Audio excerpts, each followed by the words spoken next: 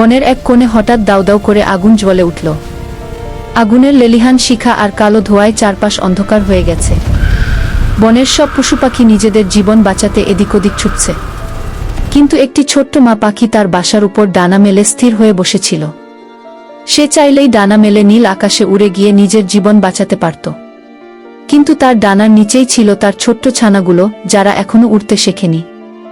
আগুন যখন একদম কাছে চলে এলো, মা পাখিটি ভয় পেয়ে পালিয়ে যাওয়ার বদলে তার ডানা দিয়ে ছানাগুলোকে আরও শক্ত করে জাপটে ধরল।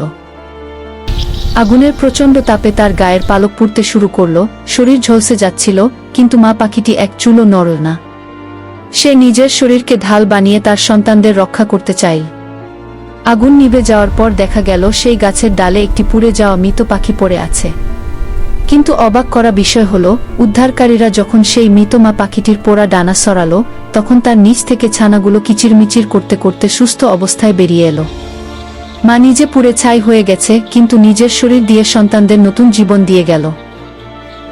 সত্যিই পৃথিবীতে মায়ের ভালোবাসার কোনো তুলনা হয় না। একটি লাইক, কমেন্ট আর সাবস্ক্রাইব করতে ভুলো না।